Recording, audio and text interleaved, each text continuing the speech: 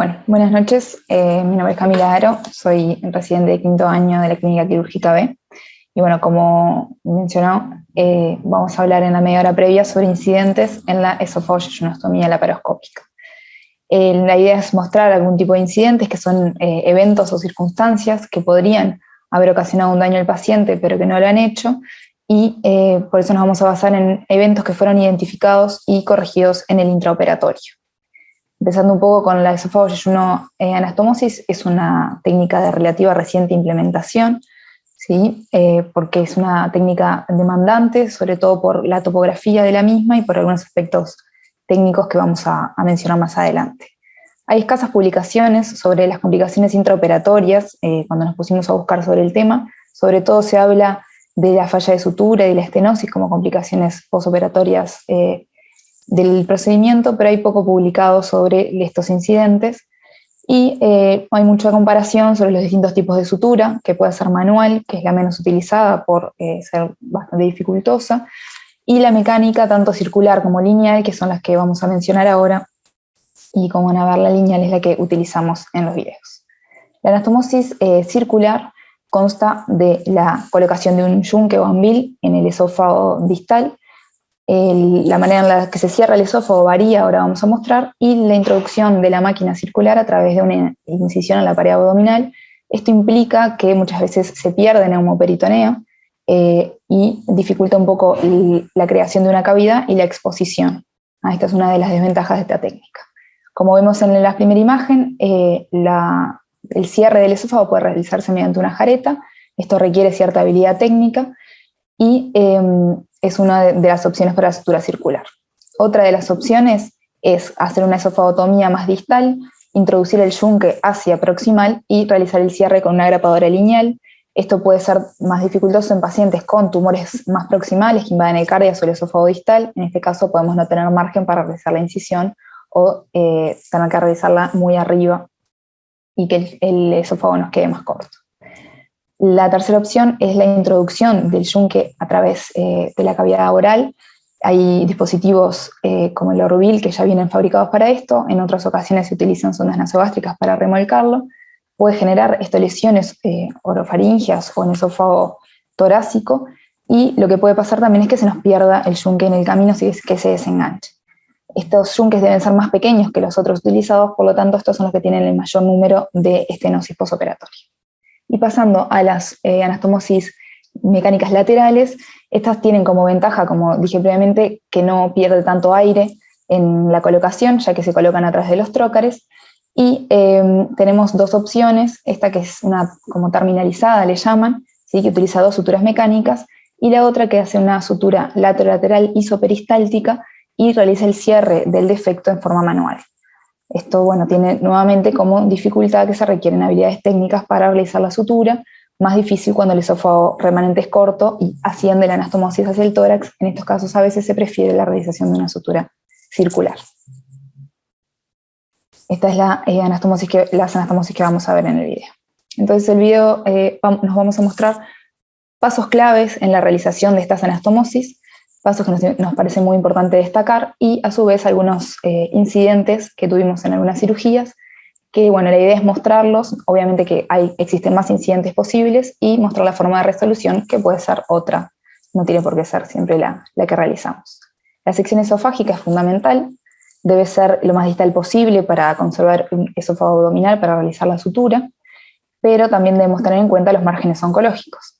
Es fundamental en ese momento decirle al anestesista que retire la sonda nasogástrica, ya que puede quedar enganchada en la sutura mecánica. El ascenso yeyunal es el segundo punto, puede ser transmesocólico, como vemos en la imagen, que requiere la apertura del mesocolón transverso y puede tener derivadas complicaciones como herniación de asas delgadas otra vez, complicación que hemos tenido, pero tiene como ventaja una menor tensión de la sutura del asa. Se puede hacer precólica también, y para disminuir la tensión del asa que asciende, podemos realizar una sección del epíplon mayor. Luego realizamos una sección del meso del asa, ¿sí? Para poder pasar una de las ramas de la sutura mecánica, y posteriormente se realiza la sección del asa. Siempre debemos mantener en vista cuál es el cabo proximal y distal y evitar la rotación de los mismos. Ahí procedemos a la liberación completa del esófago para poder manipularlo mejor y pasamos a la apertura esofágica. La apertura esofágica la realizamos en la cara posterior. Es fundamental para la misma tener la sonda nasogástrica que retiramos previamente, volver a arrimarla hacia ese sector y poder sacar la sonda y tutorizar la apertura con la sonda nasogástrica. Esto nos permite visualizar la luz del esófago y evitar falsas luces. Ahí hacemos el mismo procedimiento en el asa con la apertura de la misma. Se coloca la sutura mecánica en el asa delgada, idealmente la rama ancha en el delgado, para evitar que se transfixie el mismo, porque es más traumática la rama fina, y se realiza la sutura.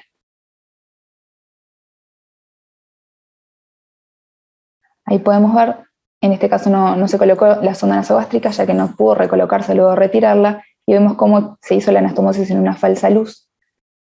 La luz del esófago está ahí, donde se muestra en el video. Vemos la mucosa con su color blanquecino característico. Esto es un problema porque no tenemos abierta correctamente la luz del esófago y porque en el esófago la capa que le genera mayor resistencia a la sutura es la mucosa, que debe ser incluida en la misma. En este caso se decidió resolver el problema mediante una sutura manual que adosa la mucosa al resto de las capas en el sector posterior de la sutura, que es el que quedó una luz falsa. Volvemos a destacar lo dificultoso que es la sutura por la posición. Como ven, se encuentra a nivel de los pilares en el hiato esofágico. Es una sutura que tiene poco espacio para ser realizada y bueno, se nota además el latido transmitido cardíaco, que también dificulta un poco las maniobras. Lo que se realizaron fueron varios puntos, una sutura continua que permitió suturar la cara posterior de la mucosa a el resto de las capas del esófago y así confeccionar una nueva luz esofágica. Una vez que se termina esto en la cara posterior, se cierra la cara anterior como de costumbre, haciendo una sutura total, o sea, incluyendo todas las capas del órgano.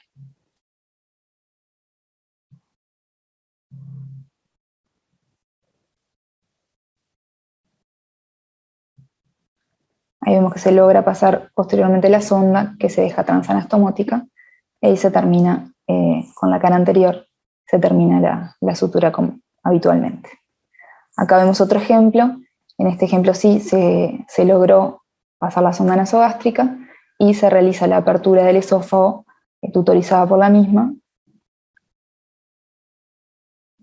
Nos aseguramos de estar en la luz esofágica y dejamos la sonda hasta que la retiramos al colocar la máquina de sutura.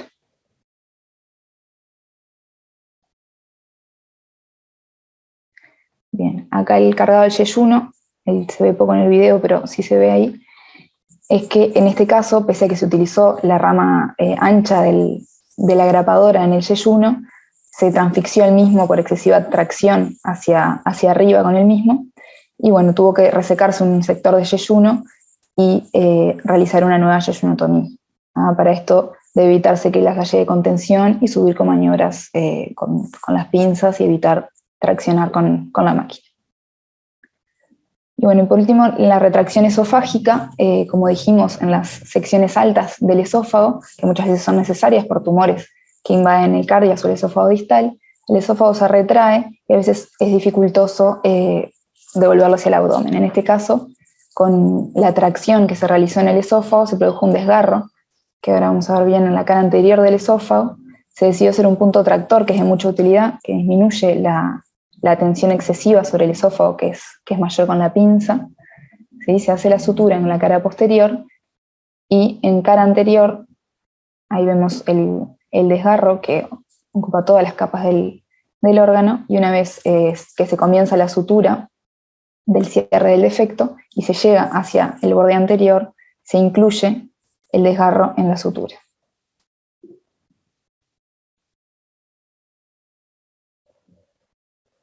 A destacar que nosotros los puntos, la sutura manual que se hace para cerrar el defecto, la realizamos con Biloc, con hilo barbado reabsorbible, y con Vicryl. En este caso se realizó con Biloc la sutura continua y se realizaron unos puntos de refuerzo con Vicryl. Toda esta sutura además se hace sobre la sonda nasogástrica que se deja pasada transanastomótica. Esto nos asegura que no agarramos la cara posterior del esófago. Y bueno, hay que también tener en cuenta que no debemos agarrar con el punto de sutura la sonda. Ahí vemos otra cosa que vemos ahí, como dijimos previamente, es el asa que está correctamente posicionada, que no queda rotada. En este caso nos queda el cabo hacia la izquierda del paciente. Vemos el resultado final de la sutura, y a destacar que realizamos una prueba de azul de metileno y colocamos una sonda, drenaje, por detrás de la anastomosis. Bueno, hemos discutido puntos fundamentales que creemos que son de la sutura esófago-yeyunal a tener en cuenta a la hora de realizarla. Mostramos algunos incidentes que esperamos que ayuden a que no sean repetidos por otros y dar alguna idea de cómo resolverlos, pese a que bueno, sabemos que existen otras formas de resolución. Gracias.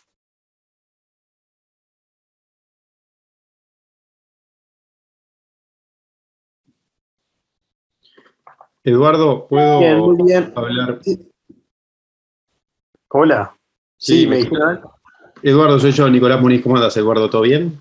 Todo bien. Decime, Nicolás. No, en verdad lo que la idea era mostrar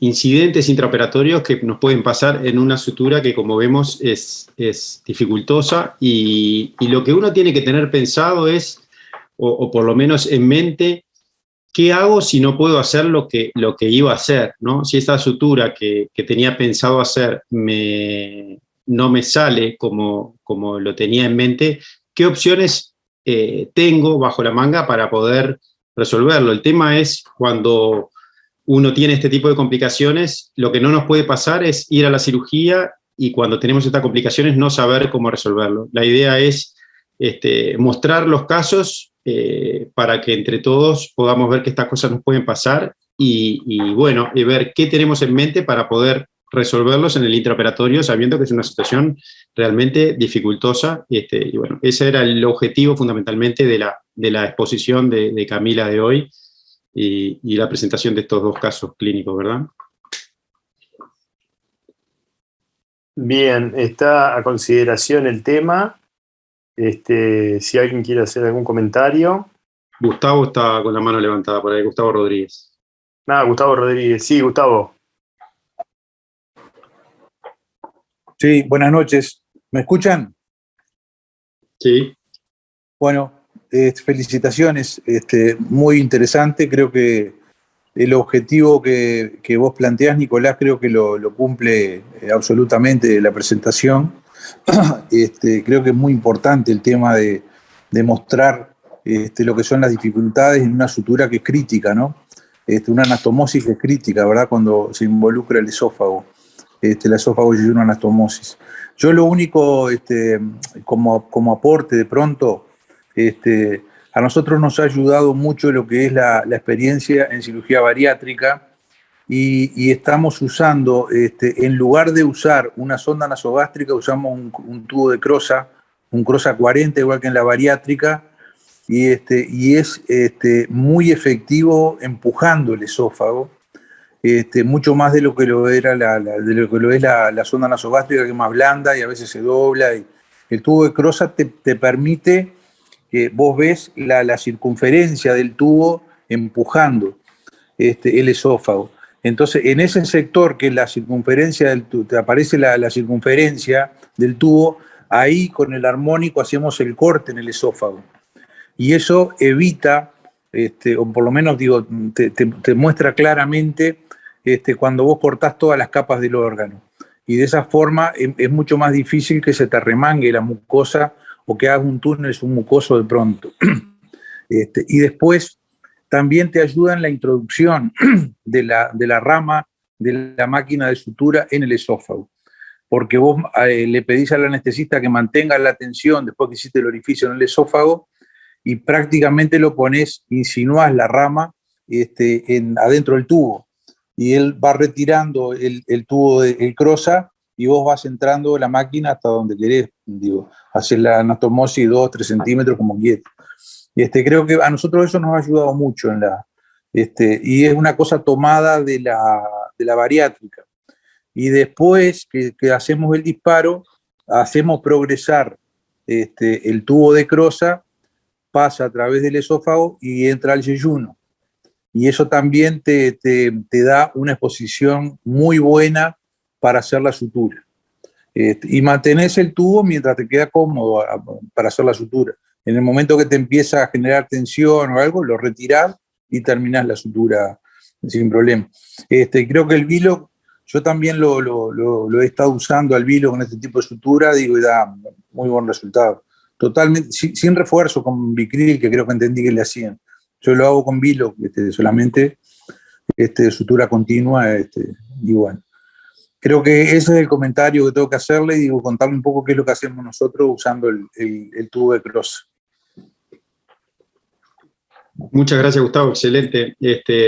Realmente lo he visto hacer, no lo hice nunca, pero en verdad, después de esta complicación que tuvimos, sin duda que es una herramienta para utilizar. Lo que nos pasó en esa primera que hizo ese trayecto su mucoso, es que teníamos la sonda nasogástrica puesta, después cuando le pedimos al anestesista que la retirara, la retiramos demasiado para no incluirla en la grapa, y después no la logró volver a colocar. Capaz que fue un error nuestro, debimos haber salido uno de la cirugía e intentar pasar la sonda nasogástrica para hacer, como dijiste, Gustavo, la esofagotomía sobre la sonda, que sin duda tiene menor índice de que te pase lo que nos pasó, ¿no? Muchas gracias, Gustavo. Sigue a consideración el tema, si alguien quiere hacer algún otro comentario.